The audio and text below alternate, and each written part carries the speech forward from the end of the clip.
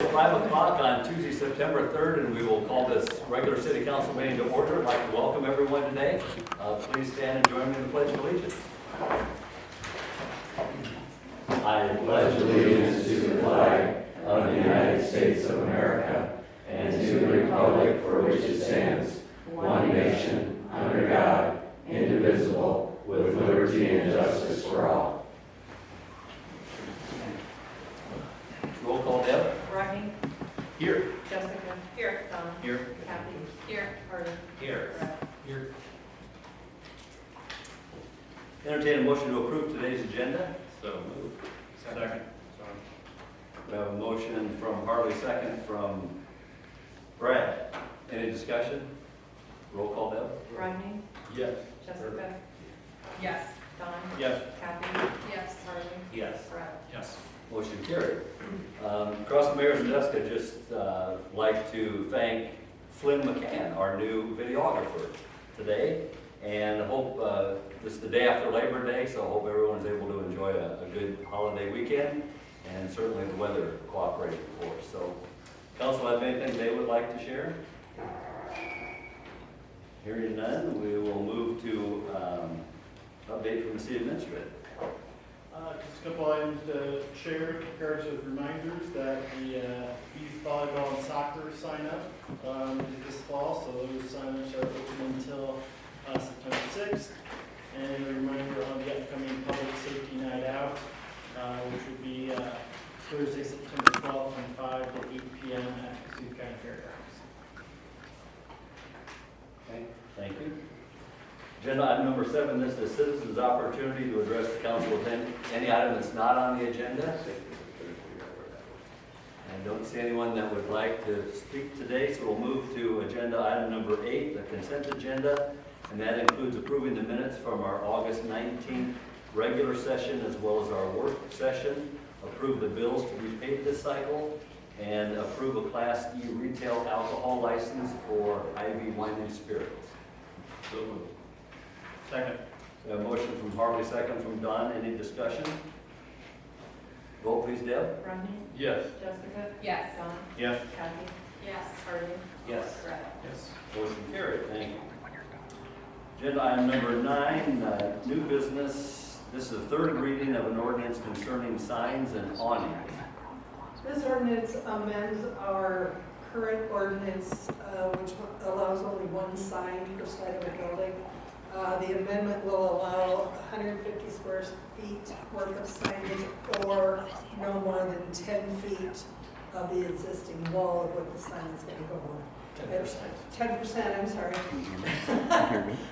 It also gives a provision for businesses along Highway 18 that are over 1,000 feet from the center line right away, or center line of the road, so they can apply to have larger signs on those buildings. Nothing after the first reading. Mayor and City Council, this is the third reading. Motion to waive the third reading. Second. We have a motion from Rodney, second from Brad to waive the third reading. Any discussion? Vote please, Deb. Rodney? Yes. Jessica? Yes. Don? Yes. Kathy? Yes. Harlan? Yes. Brad? Yes. Motion carried. Motion to approve third reading. Second. We have a motion and a second to approve the third reading. Any discussion? Vote please, Deb. Rodney? Yes. Jessica? Yes. Don? Yes. Kathy? Yes. Harlan? Yes. Yes. Motion carried. Then motion to approve the ordinance. No, to adopt. Adopt, that's the word I was looking for. Thank you. Sure, you're welcome. Thank you. Second. We have a motion and a second to adopt the ordinance concerning signs and awnings. Any discussion? Vote please, Deb. Rodney? Yes. Jessica? Yes. Don? Yes. Kathy? Yes. Harlan? Yes. Brad? Yes. Motion carried. Agenda item number 10. This is the second reading pertaining to, of an ordinance pertaining to parking on Smith Street. This ordinance will amend Chapter 1044, our parking ordinance, to prohibit parking 90 feet south on Smith Street of the south right-of-way of Nebraska Street. So basically, across the street from Maple Park Apartments, from the first house on the north end of that block up to the corner. We have an issue when someone is parked there and the taxi's there or a delivery truck is parked in the northbound lane, cars cannot get through. So this would prohibit any parking in that area to allow traffic to flow better. With that explanation, I move to waive the second reading. Second. A motion from Harley, second from Don to waive the second reading. Any discussion? Vote please, Deb. Rodney? Yes. Jessica? Yes. Don? Yes. Kathy? Yes. Harley? Yes. Brett? Yes. Move to approve the second reading. Second. We have a motion and a second to approve the second reading. Any discussion? Vote please, Deb. Rodney? Yes. Jessica? Yes. Don? Yes. Kathy? Yes. Harley? Yes. Brett? Yes. Motion carried. Thank you. Agenda item number 11 concerns right-of-way permits for improvements of a private drive. This resolution pertains to on the east side of town there, where Hawkeye Drive currently ends, between there and Finn Drive, so I think it's that red dashed line. Just a little bit of history. When that subdivision, Diamond Estates, was allowed to develop back in 2007, you see there where the street currently ends, and then a unmaintained private gravel drive was allowed to remain in place. Earlier this year, the city was approached with interest in seeing that remaining a private drive, but improving it by paving a section of that with the new house that went up here just to the west and south of it. Upon reviewing our state uniform standards that we follow for urban design and private access connections, looking at that, that existing private drive connection to Finn Drive, our current policy wouldn't allow that, and so the recommendation of city staff was to not approve that permit and to consider closing that Finn Drive connection until such time as Hawkeye Drive was completed as a public street. It is kind of an awkward situation and development that has evolved over the years. So we did discuss it with the Streets and Sewer Committee earlier this month, trying to figure out what's the best way to kind of manage retaining the existence of what's already there, but compliant with the city's policies regarding access points. So when the Streets and Sewer Committee met on August 14th, the vote out of that committee was to allow the private drive to remain with this connection to Hawkeye Drive and Finn Drive, and then to allow paving and curb improvements, which would be done by the private entities, maintained by them in the future, but more or less taking what's there, instead of being a gravel surface, it will now have a 16 to 18 foot wide paved surface, still remaining a private drive.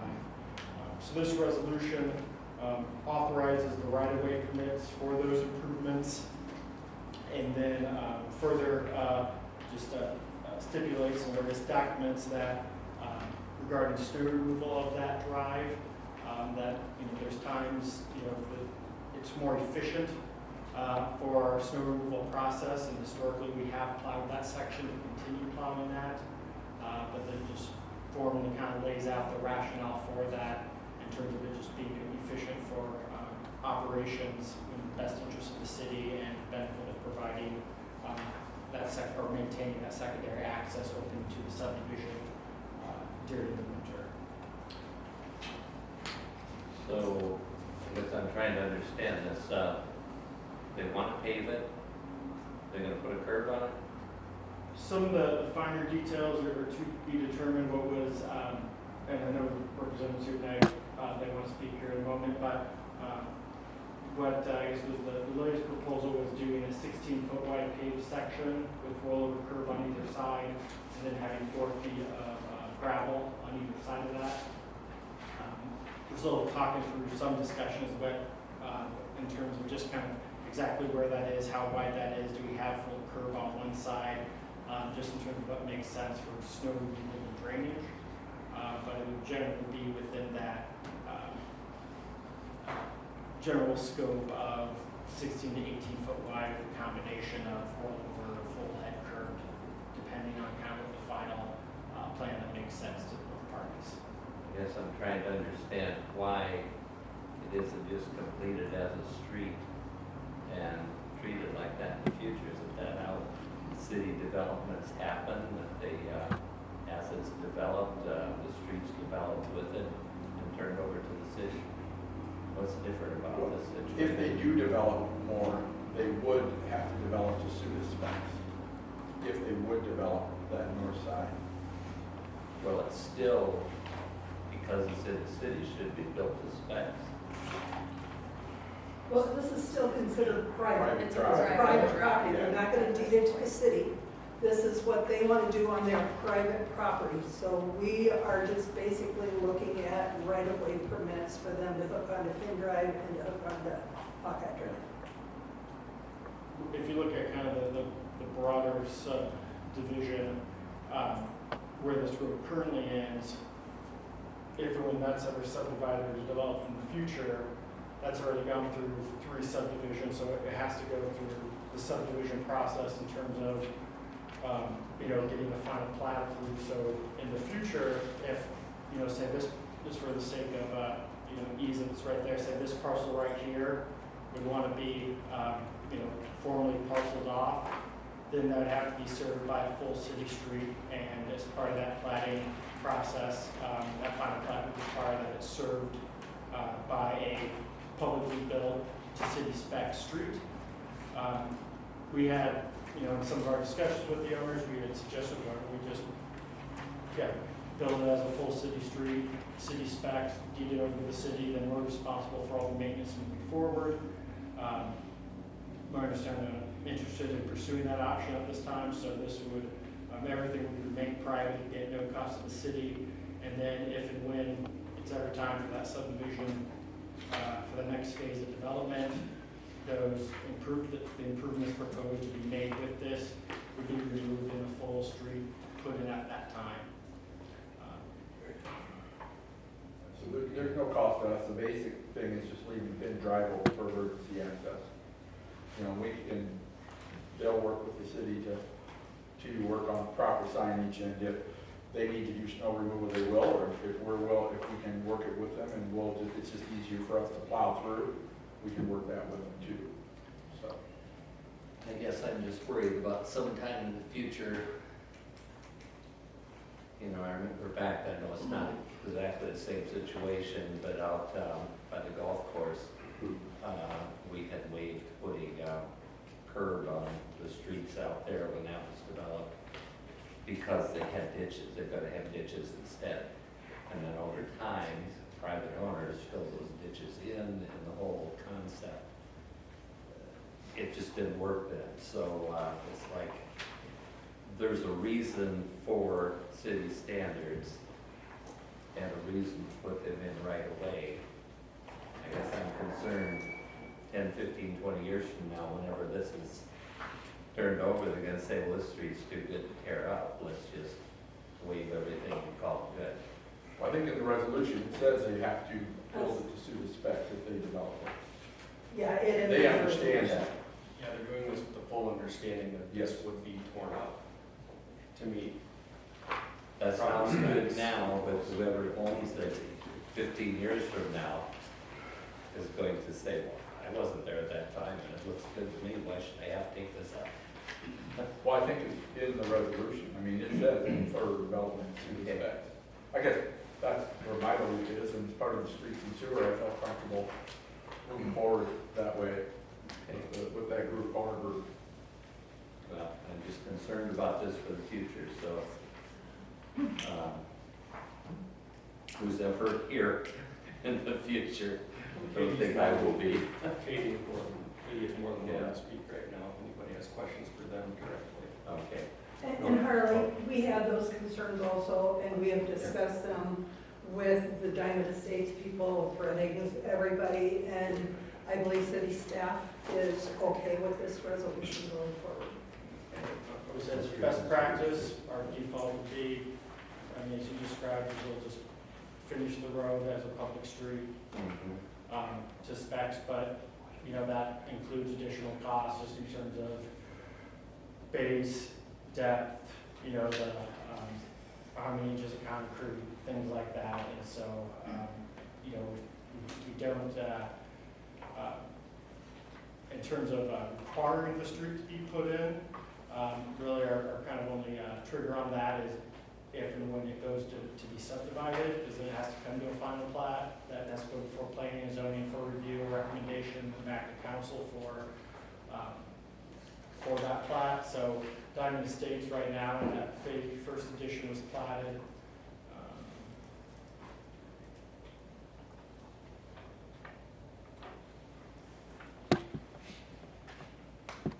So here's Finn Drive, so you can, you know, Hawkeye Drive in, you know, right there.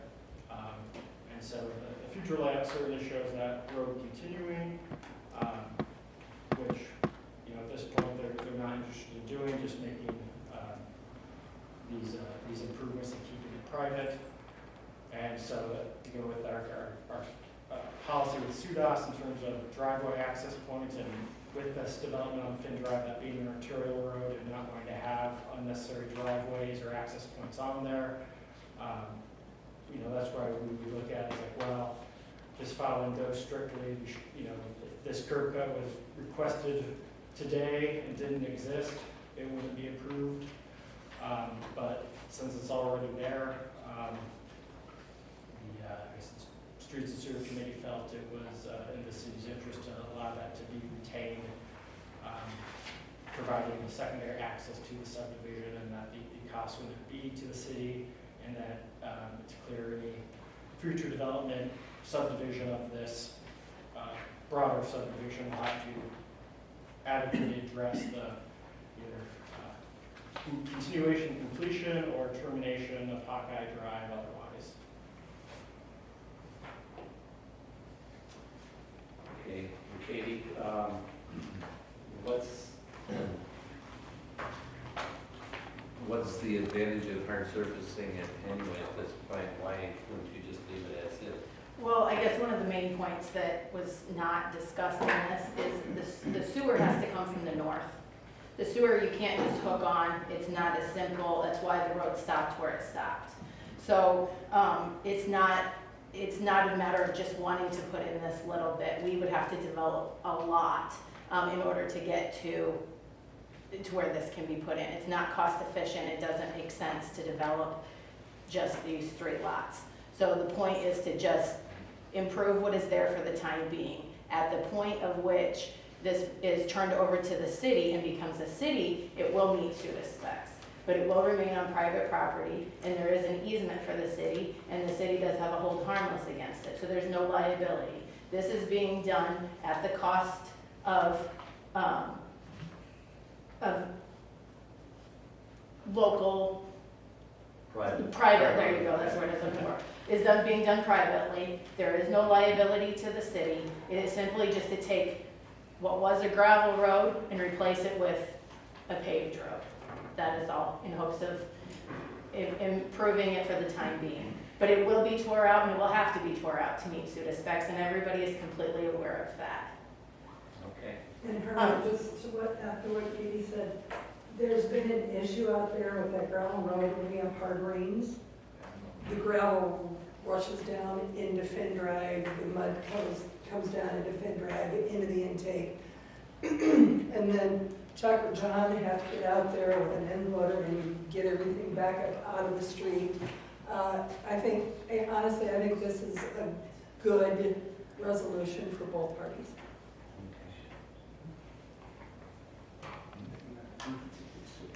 The other key part that I don't think has been relayed in all of this, that has been the key part when this went in, besides a construction access, it was also asked for an emergency access. This is the only other way to get into all of those properties back there. And it seems that in all of the communications, even in the proposed resolution, emergency access keeps getting omitted. And I'm not sure why, because as a homeowner over there, it does concern me that there's only one access in there, and that now, it was important to the committee at the time, to planning and zoning at the time, and now all of a sudden, it seems that we're losing that piece. So, I guess that's another, Yeah, I mean, Can- we felt that as streets and sewer, it's nice to have that other access there. And, so, yeah, I mean, it'll only improve what's there. And like you just heard already, there's full understanding that it'll need to be ripped out and replaced and up to suit if any further development is done. So, is now also the time to speak with my concerns on this resolution, or is well, that? you have a couple of things on here you wanted to bring up and talk about what your thoughts were. Correct, is that now, or should I wait? I don't care. Yeah. So we received the resolution this morning at about 11 and reviewed it and had a couple of concerns. I can hand you guys all out a copy that we made I red, have one that you sent. Yeah. Go ahead. a red copies on so that you can, it might be easier. You want- Anybody else want a red copy? No. It's great.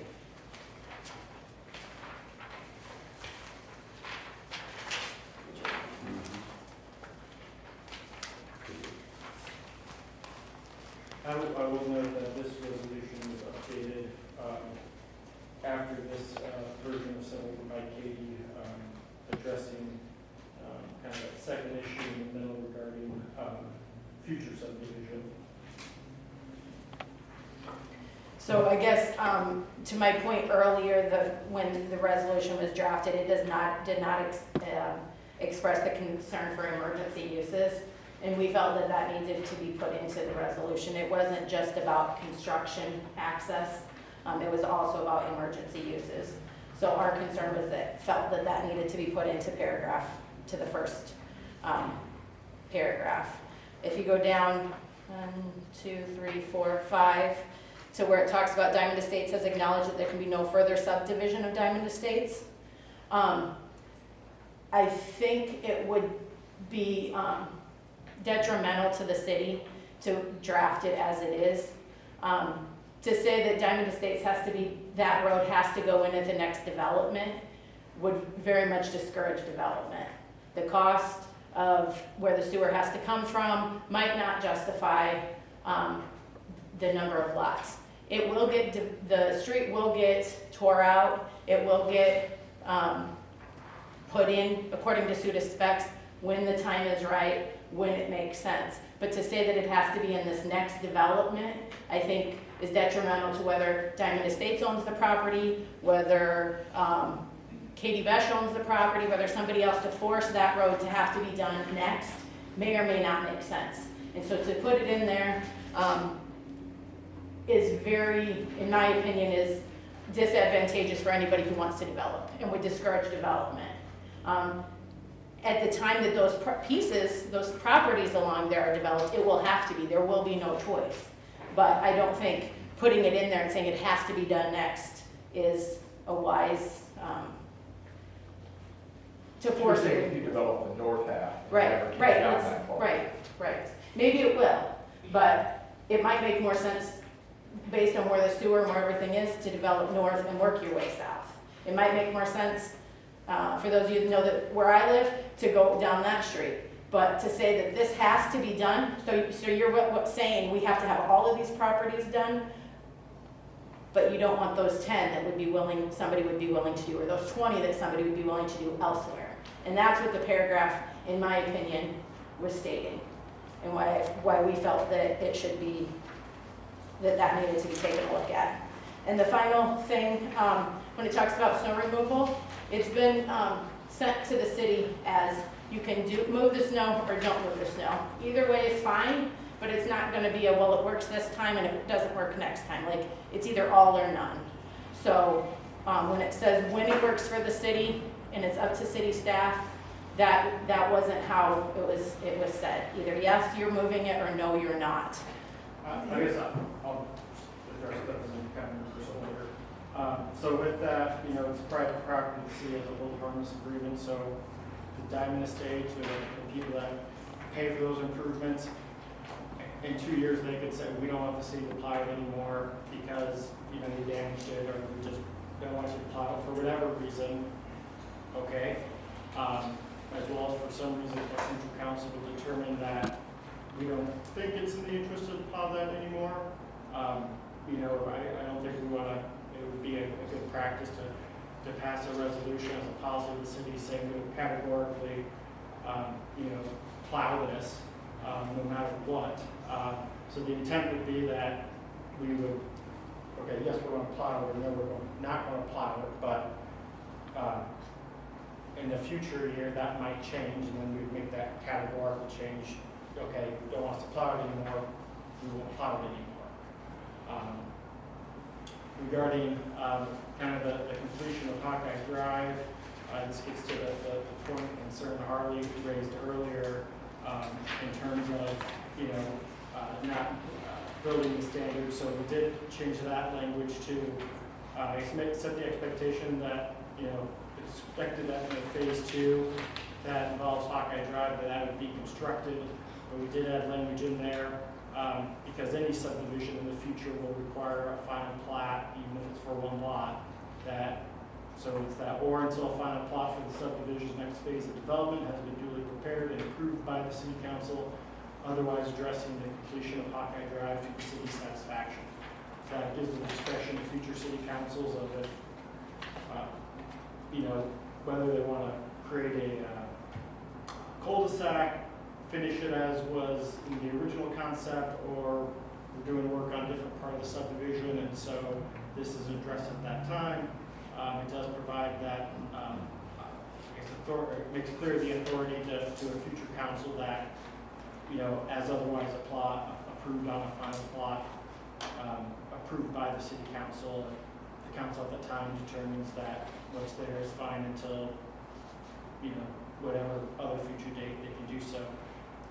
And then finally, regarding the emergency access, so we did change that it was allowed in 2007 for use during construction and to provide a second access to the subdivision. We went through the minutes, the paper files, the handwritten notes. There's nothing in the city's archives that says the city staff or the Planning and Zoning Commission specifically requested this as a public safety item to have that secondary access to a subdivision. It is from a urban design standpoint, it's very common to have subdivisions with one access. I might use the analogy of you know, security cameras, where, you know, are they required? No. Can they improve public safety by being there? Yes. And so, is this private drive required for it to be safe? No. Having a secondary access, can it make it safer in some, you know, potential situation? Yes. I did also speak with our police chief and our fire chief regarding this matter several weeks ago, kind of giving them the background and asking them what their thoughts were on if, you know, maintaining this or if it were to go away. Both of them were in favor of either closing the Finn Drive access or putting in the full street. And the one concern our police chief raised is, okay, if this is a private drive, we can't control speeding, we can't do anything about stopping. If someone's, you know, driving on that and the property owners don't want them to anymore, are we going to be expected to enforce no trespassing? So from, I guess, their perspective from a public safety standpoint, they don't think that drive is necessary. So like I said, it's not the reason why it has to be there for public safety. Does it have an enhancement potentially to public safety? I believe so, so that's why the second access language was updated in there, and that providing that. If the council truly feels it's needed for emergencies, then I would advise that we should not be dependent upon route across private property for emergency access, and the city should require that a public way be built. Can I address the comment regarding the emergency access? The minutes for the Planning and Zoning Commission from April 10th, 2007 do discuss, and they are in your packet. Bear with me here, but basically, there would be an unmaintained gravel road across the area that would be used during the construction process and would remain open for emergency uses. That's stated, and I believe it is in your packet as well with those meeting minutes from then. Which date was that done? April 10th, 2007. I think there was a March 2007, Page 2 of the April 10th. and then there was the final plat referenced basically the bulk of the content being discussed in these two meetings. Then in regards to the snow removal, the way it is written now, city management would decide if the snow is removed, not council. And last year, we had an issue where all the snow was piled at the end of the drive, and it also was piled on a fire hydrant, and that was based on a city management decision. So that is our concern with why it being left to city management and not to the council, I guess. Maybe can I address that? Mhm. That was put in there, we plan on plowing, but if we get a blizzard and there's 10-foot drifts and our plow driver cannot find the road, we are not gonna plow it at that time. Any other time, as long as there's markers along the side of the road, we plan to plow it. But that is in there because it might take a week or two to get that road open if we get a blizzard and there's 10-foot drifts along there. So that is the reason it's an option if there's too much snow that we can say, we can't plow that right now. I guess the minutes have come back to haunt us too many times in all of this. And even looking at, as of here recently, that not feeling, I'm not saying that that's not what's gonna happen, Barb, but it's been thrown in our face a lot through this entire process, and especially the last year, that feeling like,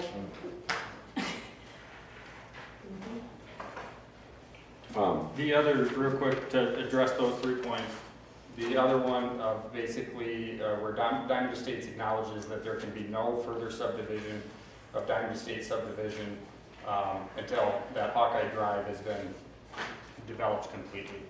What Katie's talking about is that gives you one lane, that takes free market out of it.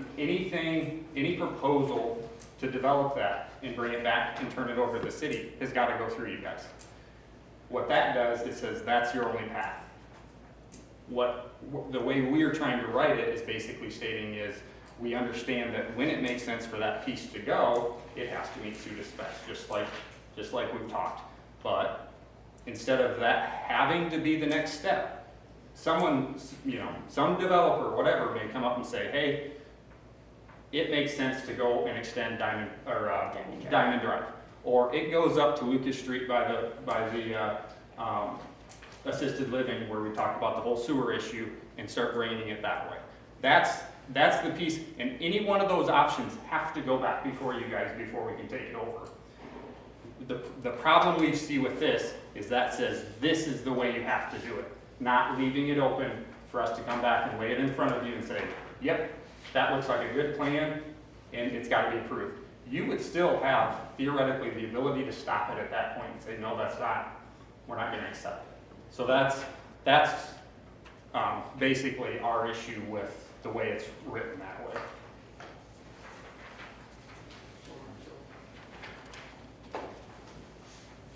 So I think the clause we have in there that or until final plat for the subdivision next phase of development has been approved by the city council, addressing Hawkeye Road and city satisfaction, that's a catch-all to handle those situations. If there's a different part of it that's going to be developed. And that's kind of what we're trying to say there too, it's the same thing, it just has to be brought Yeah, back so for us to approve. It won't be subdivision until Hawkeye Drive is completed or until council approves a final plat, otherwise, Next phase of development. yeah, that they're satisfied with what the plan is for Hawkeye Drive. Yeah, that changes it from our original one, still, yeah. Yeah, this was the one that was updated Yeah. after we received the Yep. comments. This is what we received, okay. And then just one other point, just as a clarification, I would just say that the statement that the gravel road would be used during construction is made only for emergency uses. That was not a statement of the Planning and Zoning Commission, that was a statement of the consulting engineer on the project. I can tell you, I'm the only one older than me here is Harley. And, I was at that meeting, and the gentleman that, the original design had a cul-de-sac at the end of the street, and that cul-de-sac was in, and there was no gravel road in. And the only way we were told that they were going to accept that was, and the guy's name was Richard Boysley, and it was a good, it was probably a good decision. I'm not gonna argue that point at all, but they said the only way that they're gonna accept that subdivision of Diamond Estates is they needed a alternate access for emergency in and out of Diamond Estates. So we agreed upon at that meeting to take the cul-de-sac out that was on the end of the street and rock the road where it would go in the future. That's how it got accepted at that meeting. And I've said this, and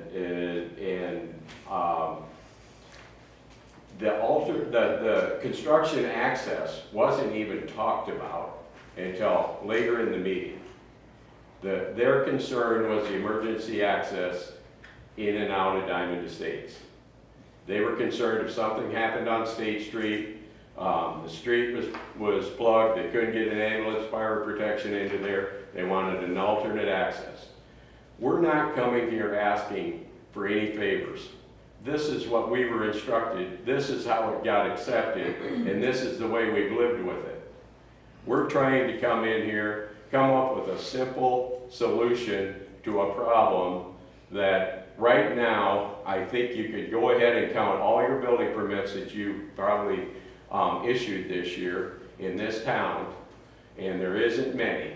And that might be partial to your answer to why there's not a lot of a development. You've got to have demand, you got to have lots to sell, you got to, that's how this thing works. We don't have that in Algona, Iowa right now. And so this is a very simple solution for everybody involved to where it costs the city no money, their liability hasn't changed, and we move on. We're trying to keep this as simple as we can. We've been in this business, I've been in this business, my family's been in this business for 70-some years. And I'm not coming here asking for favors.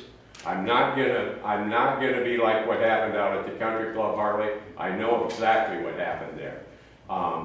We wanna live by the rules, but right now, the full construction out there is not even feasible. And for us to sign our name on, this is what we're gonna do,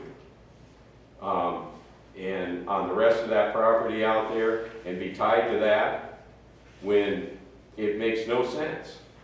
And like I say, we talk about we need development in this town. We need lots. We need to get people, more housing. This is not the way to do it. This is, if you're gonna try to tie us to that, you're making that property a dead piece of property for a long time. But Do you see the changes that Jake made in it there as being sufficient to? I didn't really, we got those just shortly before the meeting started. And I am also somewhat considered, we talk about minutes, the quality of the minutes, sometimes which you get, maybe aren't quite necessarily what happened at the meeting. So I think we got to be doing a better job of writing down and telling what happened, and not a surprise weeks later. So I guess with that, I'll turn it back over to you guys. Well, I like, the change for the second part, I think, will it's kind of wordy, but it still I does. felt like it was simpler. Yeah, it still states the same. The first one, it does say, you know, open for a second access. I mean, do you think the word emergency needs to be in there even though second I access? feel is? like we're getting parts of what people want to put in minutes. We're leaving out the important, what were important then, and now we're coming down, and now all of a sudden we're missing. Because we got basically, I mean, everything we're trying to work here to make that happen and everything, it's just little semantics a bit, because I think it says second access, whether it says emergency or second access, but, Having the second access that I guess goes against that SUDIS, that's a reason. Versus just saying, hey, this is secondary access. Secondary access alone evidently goes against the SUDIS requirements. For emergency purpose, gives it a reason. okay. I mean, that's what's there, it's always been there, it's not changing. That was what was requested. Yeah. So what do we, I mean, emergency access. Here, it's okay, I can go with that too. And then the last one, as far as snow, it sounds like we're willing to work. There could be some times that we could be. And that's completely And understandable. we, yeah, I just have, I don't think. I have a question on emergency access. It was in the original draft and we took it out because if we call it an emergency access, and I understand why you guys want it that way, if we call it an emergency access and it doesn't get plowed during a blizzard, and somebody can't get out over here, does that make the city liable for that being an emergency access and it's not cleared? That's my concern. And one of the words that stuck out to me in those is it's still labeled as unmaintained. So whether it's the city or whether it's the private property, it is still an unmaintained gravel road. Is that So, in the resolution that everyone? Uh, I think we added it in the To last. be honest, I'd have to Yes. double check, but I do know it was in the original minutes back in 2007. It is. And I think it would be important, if it's not, maybe to keep it, but I think unmaintained does address that. That was, I think, our concern of taking the emergency access out, because if it's not plowed and it's an emergency access and they can't get through here, where's the liability? That was my main concern. Because it was in our original draft a week or two ago when we started this, and we refined and refined and refined multiple times. I think that another reference to, you know, it remaining open, you know, as enhancing public safety by providing a secondary access, I think it'd be very poor precedent to set that we have to have a secondary access to a subdivision unless it's not safe in emergency. That's just factually not accurate. You know, if it's there and we want to keep it until the road's done, you know, until the, you know, future development, you know, but yeah, it's beneficial to have a secondary access, let's keep it, okay. But saying it's necessary from a public safety perspective, you know, city hall staff doesn't feel that way, our police chief and fire chief don't feel that way. Isn't there only one access to the country club technically? Yeah. And that's city too, Yeah. so. I guess we took the Lots first of paragraph, subdivisions are. we took the first paragraph as fact, like you were stating the facts, like that was a fact. And the second, the urban standards was a fact. So the fact was, that was the reason why, not that for any other reason. But, and emergent, like I say, in all of our conversation, emergency access gets dropped off, so. I had a meeting today with the fire chief. The police chief was gone, so I couldn't talk to him. But I said to the fire chief, how did this meeting with you and the city administrator go? And he says, we were at a meeting uptown for something else, and he mentioned to me, what if we close down Finn Drive? And he says, well, you guys do what you want to do. That was the amount of the meeting. I said, do you realize in 2007 that it was supposed to be left open for emergency? He goes, no, I didn't. And he says, and we talked a while, and he really didn't want me to mention anything because he's a part-time employee and he's afraid of what might happen. And he says, you know, what we did here was a longer meeting than what I had with the city administrator.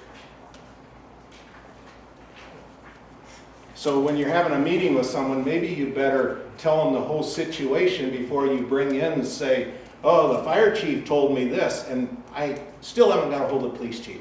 And he's gone this week, but I was a little irked today, and so I said, and I took his time, and I said, I'm glad you gave me your time today.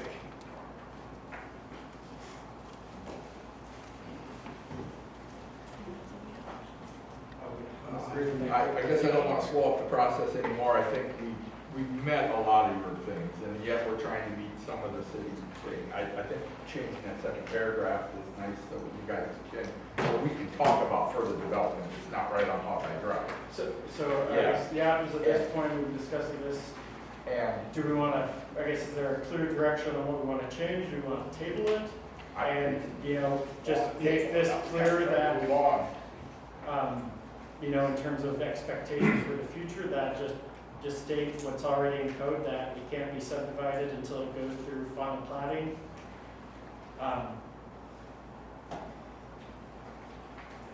Because it's not like this is required in that, oh, now it has to go through final plating.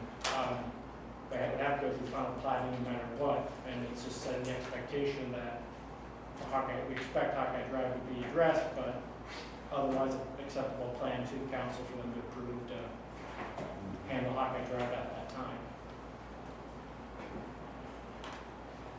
Are we saying that, and Jacob, I guess, correct me if I'm wrong, but you're saying if we wanted to go out there and we came to you with a plan that, hey, we want to go down to the north end and we want to make 24 lots coming back from the north end, that would be possible, the way this is written? Yeah, Or not possible, that we got to go back and do this street? I guess with that, or That middle part. if we added in, it'd be like, all right, that doesn't affect, you know, and if we want to, you know, make a version of this that's a little bit clearer, that if there's it's a large area, if there's work going on to the north that has no impact or in no proximity, I don't see that being a Yeah. problem, and at that time, just be, Hawkeye Drive's going to stay as it is, and then when, And if we could do Adjacent that, I development think happens. you'd have something. then we, you know, plat it at that time. But certainly don't see that, you know, it wasn't our intent to inhibit, you know, development from the north, if it made sense to begin there and work your way south. I guess our goal is to try to keep this simple, and we've sure drug it out. But I guess if we can be assured that's what you're saying, that's what you're doing, I wouldn't necessarily have a problem with that. We just don't want to be tied that this is what's got to happen.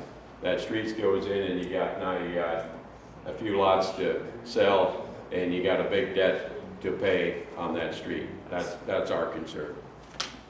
You're the man, Paul, but that's not the way I read it. I don't see the ability to do that.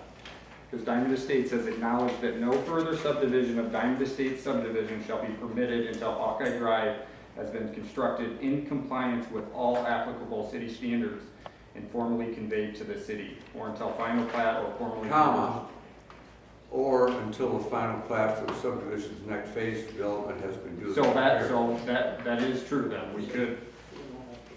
Yeah, comma, or until the final plat for the subdivision's next phase of development has been duly prepared and approved by the city council, otherwise addressing. So we get back to being able to bring it before the board.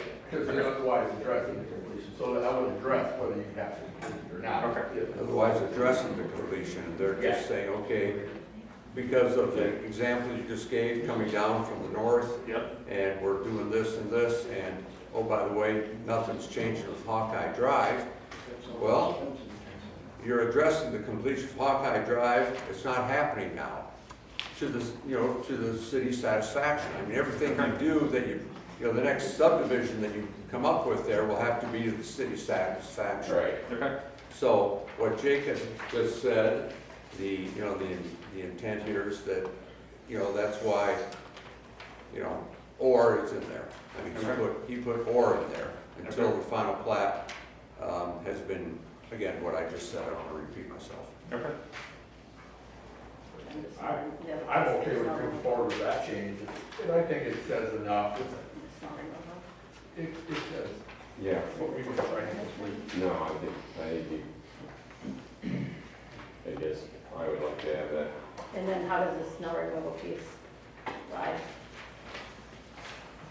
Well, I would say the reason we didn't move it last year is because it was contrary to SUDA specs.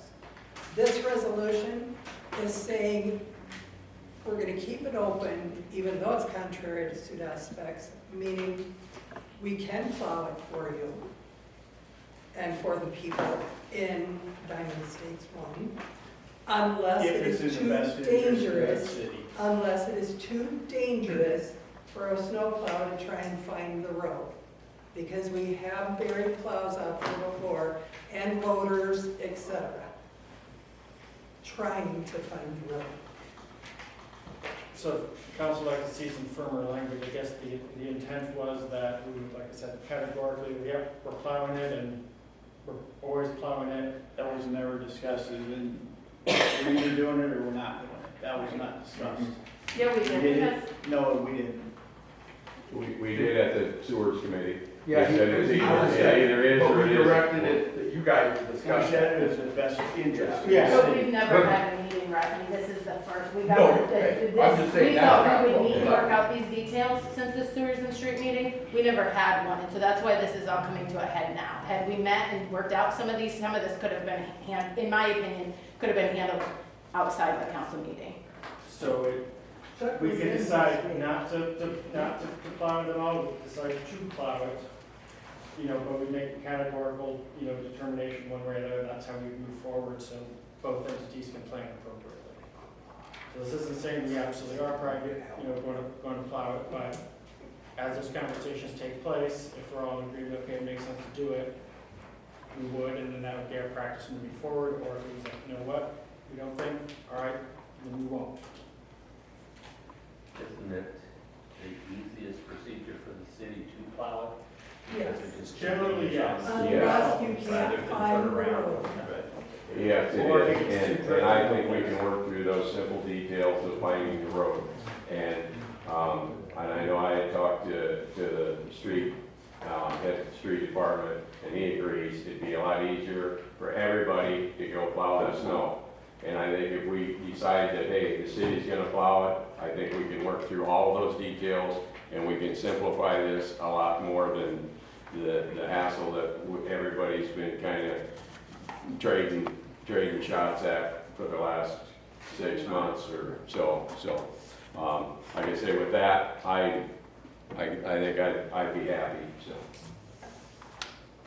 And I thank you guys for all of your time, So you're saying just with that middle part change, you're happy with moving forward and you can have discussions? I think we want the fact that the emergency use was in there in the top one. I can buy the middle one, and I think the fact that we have it down here that the city. I don't think emergency use should be in the top one, Chuck.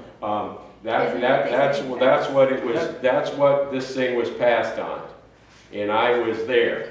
So, And I know he was there. Yeah. I know he was there. But I was there because that was the reason that we took it out, was because they wanted, Richard Boysley wanted an emergency access in and out. We discussed the possibilities and talked about the tornado.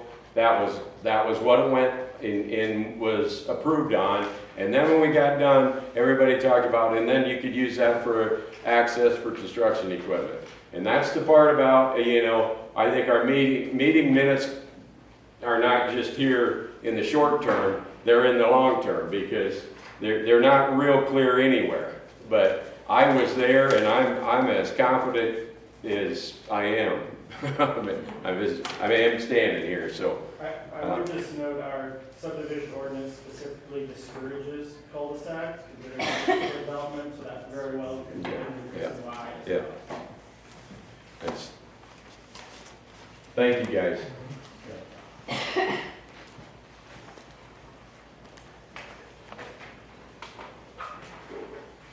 So, are we gonna be able to vote tonight, or is there gonna need to be a little more discussion? Because like I said, I think we've hit it pretty much 99% in both ways. Maybe can't be perfect both ways, but if we change that middle part, I guess I'm free, but saying there could be further development without developing Hawkeye Drive, I think we've answered most of it. And in a way that kind of does the city side a little bit protect on a few verbiage and yet helps you guys. That's my thought of it, but.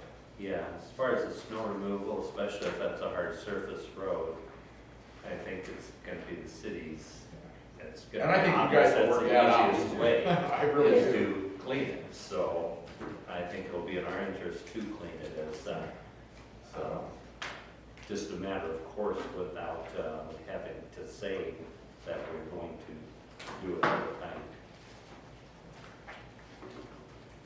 So anyway, with that, with the latest version that you're talking about here, I would move to approve that.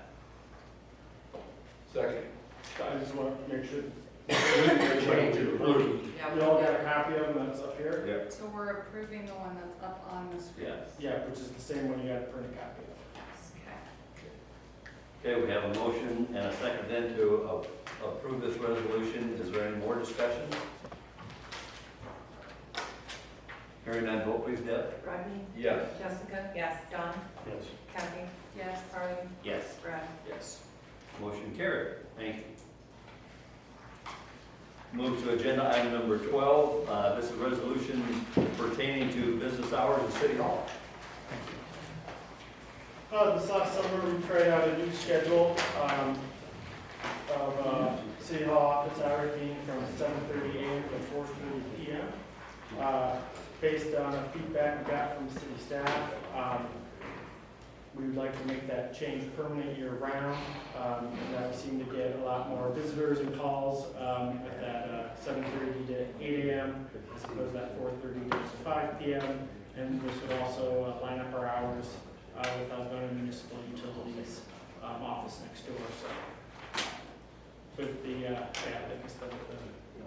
trial schedule over the summer that went well, we recommend sticking with that schedule moving forward now that this resolution approves.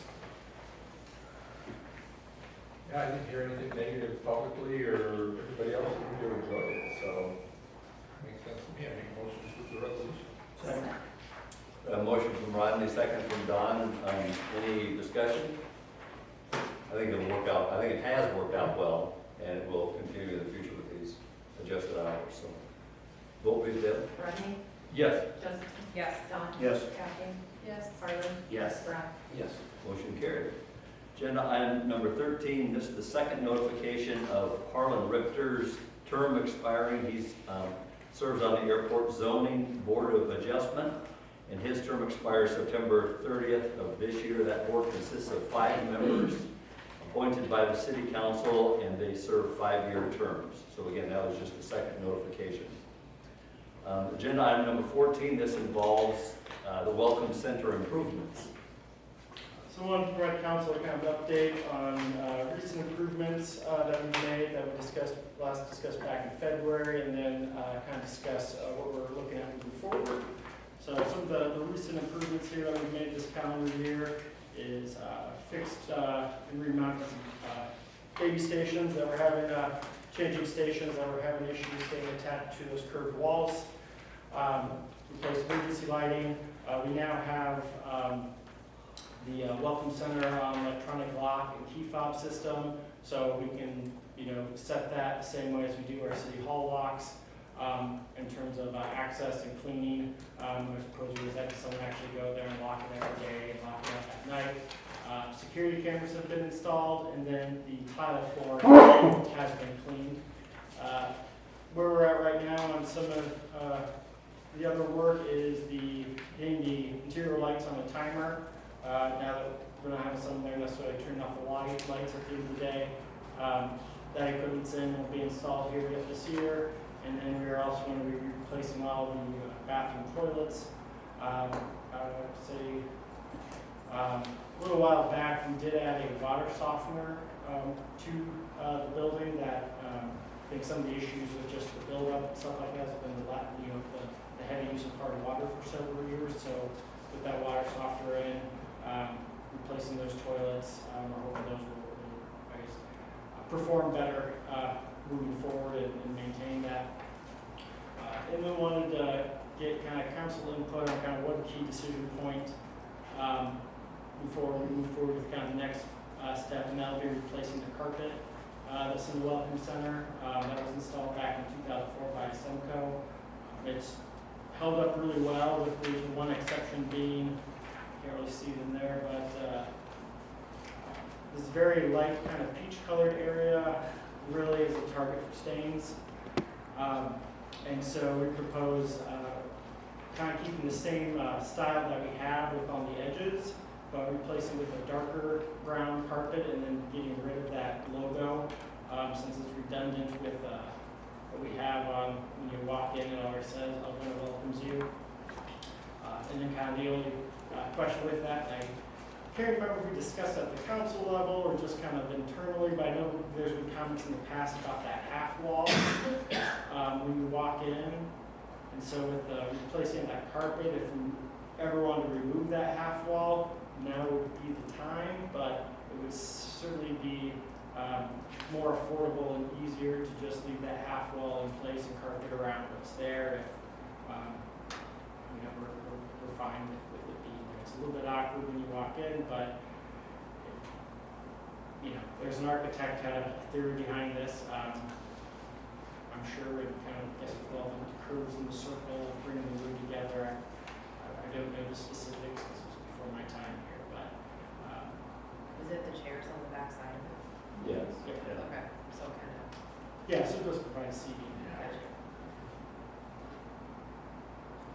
I don't know, I've heard a lot of comments not liking that half wall there. It really blocks the room when you first move in, and it diminishes your opportunities and how you're setting the room. It doesn't seem very inviting. You walk in, all of a sudden the wall in front of you. That's So right. you have to move those chairs probably to the Yeah. side or something. Yeah, And then you can say, we could add some benches to the side, and then if you wanted to, kind of put something up here, on this side of things. I think we should remove it now while we can.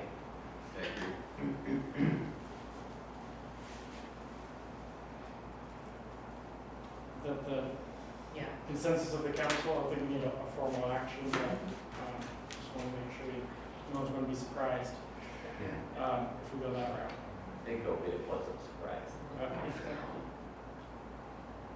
So we'll plan to, coordinate the removal of that, get the plaque mounted in an alternative location, and then come up with some other seating options for that larger area. We replace the carpet. And then the rest of the interior, this is kind of to be determined based on where kind of final budget numbers come in. And they might just be things that we do, 1 or 2 a year for the next couple of years, but upgrading bathroom counters and sinks, refinishing the bathroom utility room doors, upsizing the TV, and then adding some improved display boards. On the exterior side of things, I'm looking at on the main entrance on the south side there, replacing the translucent panels on the overhang. On the back side, adding a welcome center sign, so it's visible from the parking lot. We have some touch-up painting to do, and then the big thing will be basically tearing out and replacing that entire kind of back entrance and seating area.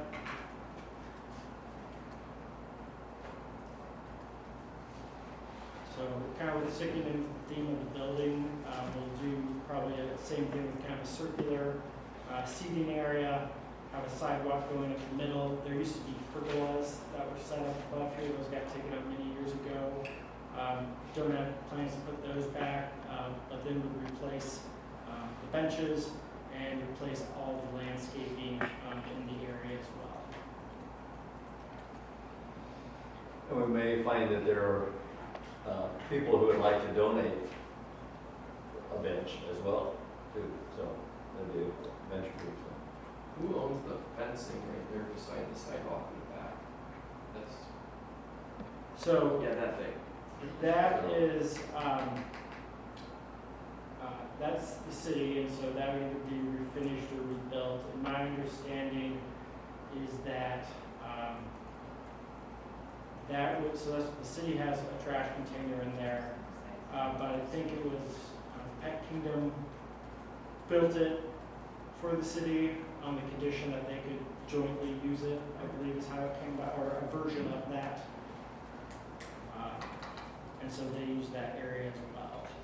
That is I have to look at my notes on exactly how that came about back when.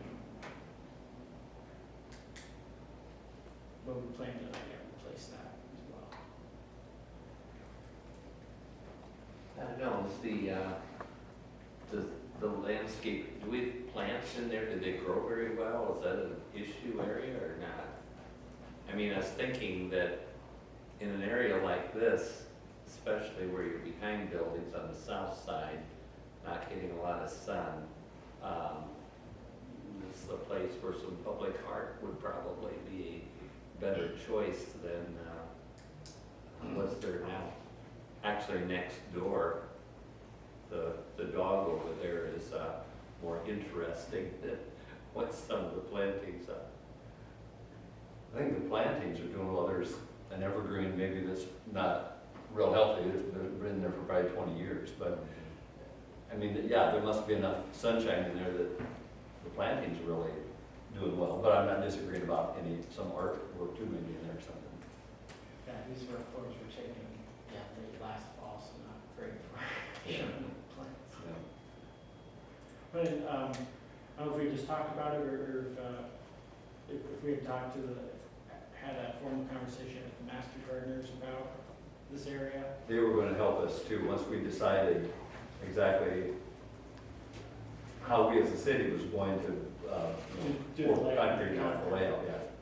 Then they would help us with plantings or whatever we decided to help, yeah. I don't mind Harley's idea though, because I think sometimes you don't get to that stuff as good as we want for Yeah. trimming and cleaning and weeding. Yeah. The art idea was just some decorative landscape, just some decorative landscaping underneath it or around it.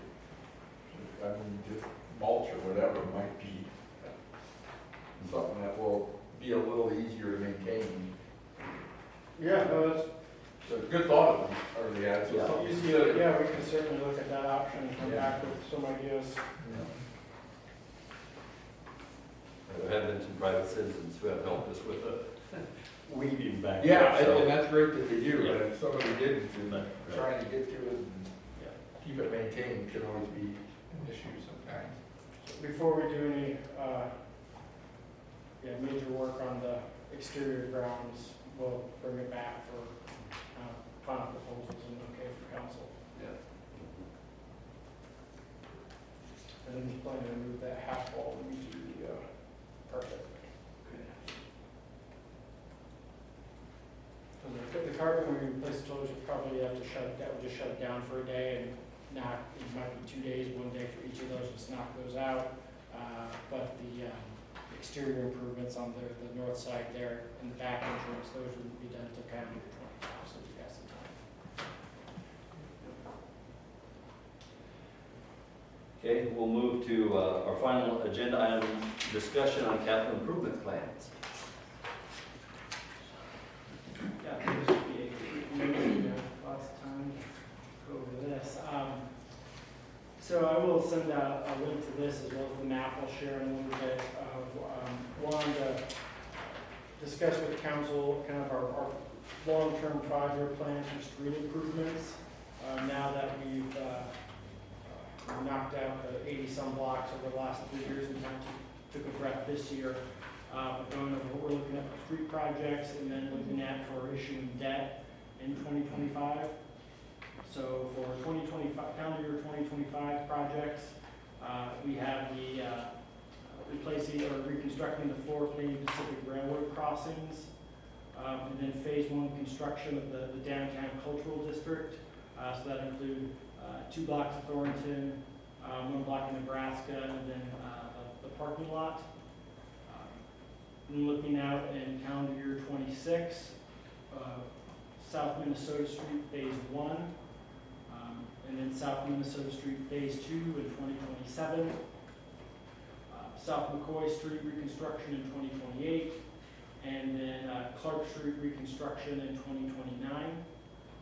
The mill and overlay are two kind of next big street sections that are priorities. Would be Thornton Street from McGregor to Fair, and then Woodworth Street from Elm Street down to State. And then we have several other blocks that we could fill in with those projects in the future.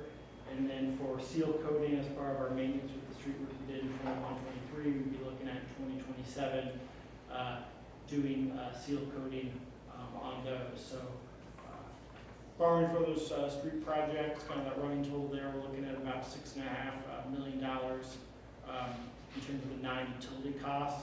If you try to borrow again for 3 years worth of projects. Knowing that some of that, we'll use cash on hand. This is a very, very rough working draft of how we put together kind of that financing plan for those street projects identified. This doesn't include the utilities and the other funding sources. This would really be for the street, the underground storm utility, but not sanitary, sewer, water, or electric. So we got, in this scenario, $6.6 million borrowing, with about 5.5 of that million coming from our debt service levy, and the other million coming from other funding sources within the city, primarily local option sales tax, and or the stormwater utility to pay the debt on some of those stormwater improvements. Where we're at in terms of kind of our debt limit and capacity, so we have a constitutional debt limit, which is 5% of our assessed value. So as of June 30th, 2024, our constitutional debt limit is $23 million and change. To that same date, our outstanding general obligation debt, so none of this includes the sewer side of things, is $9.2 million, so we're about 40% of our debt capacity. That kind of $6 to $6.5 million number, that was based on kind of looking at where we're at for our 3 years worth of projects, but kind of planning that we can maintain our debt service levy where it's at. We'll have debt here falling off, about $350,000 worth off the debt service levy in the coming year. We had kind of stacked how we did our 2021 debt payments, knowing that we were planning on reissuing debt in 2025. So we kind of have front-loaded a few of those payments, and then now we'll be easing off. So even if we did that $6 million, we're still looking at, our peak would be 60% of our constitutional debt limit, assuming we have 1.5% growth in the interim. As a rule of thumb, probably want to stay, no more than 75%, 80% of using your debt limit just in case of emergencies. But right now, we're kind of working on the financing plan of not so much focusing on that, but how we could maintain a static debt service levy.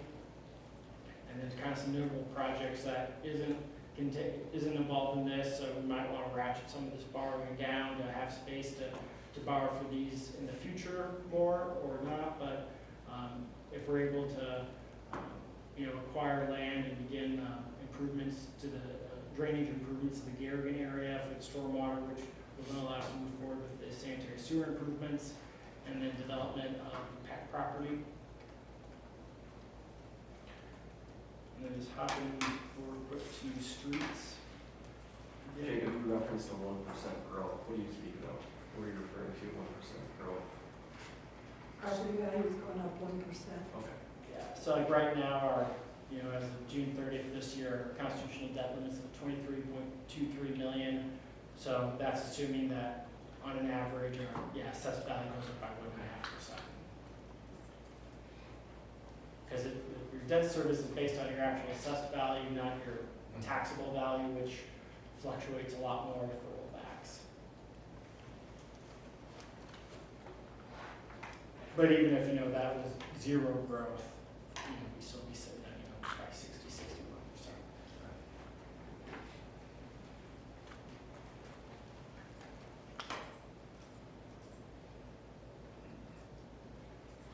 This is just a visualization of what we're looking at for so the 4 railroad crossings, 2 blocks of Thornton, Nebraska, and the downtown parking lot, and then a portion of College Street, which would be reconstructed as part of the sanitary sewer improvements. The other projects identified on the capital improvement plan for 2026 to 2029. Red is reconstruction.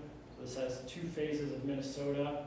Phase 1 would go from McGregor down to approximately Grove Street or that alley.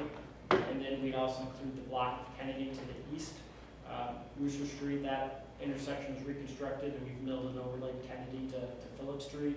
So we kind of take care of that 1 block, and then the 3 blocks west of Kennedy or beyond the reconstruction list for a to be determined date. And then looking at McCoy Street, Clark Street, and then green shows the mill and overlay sections identified specifically. I'm taking those off, and these are, this is an ever-evolving list, but not noted in the, I guess, 25 through 29, specifically in the capital improvement plan. These are the current list of street sections that we have for work with green being mill and overlay or another form of rehabilitation, and red being full reconstruction.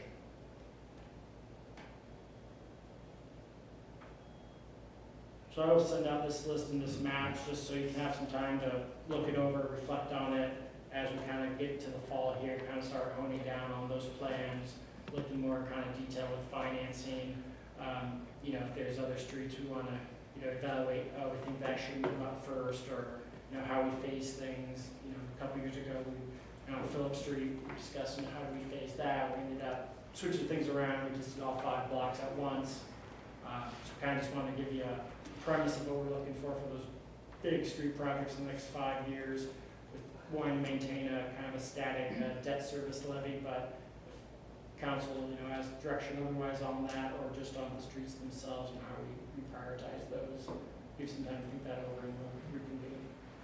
I don't see Clark or South McCoy referenced on that.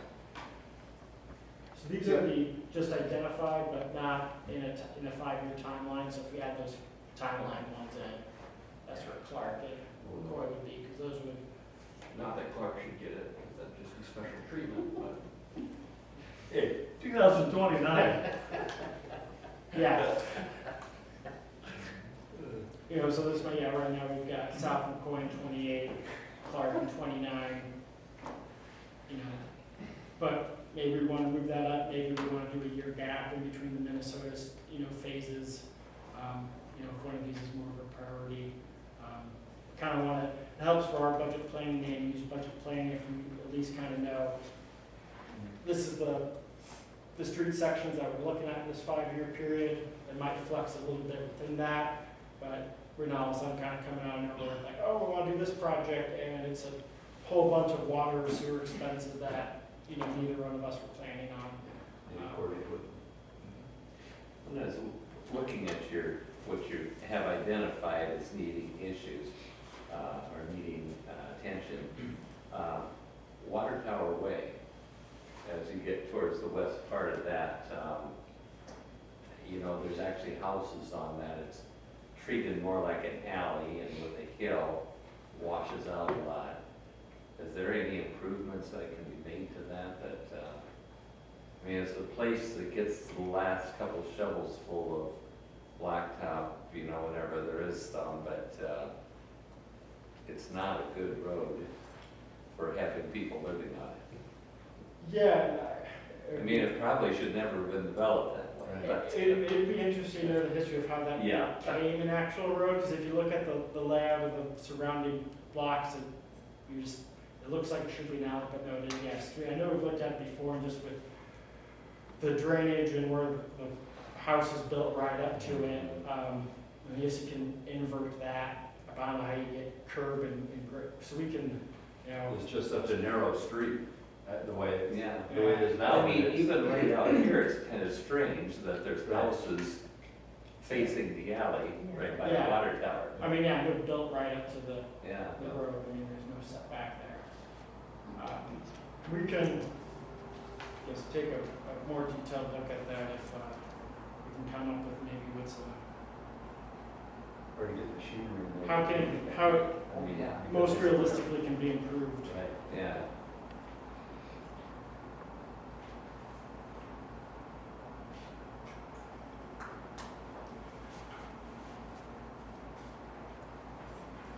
This is everything.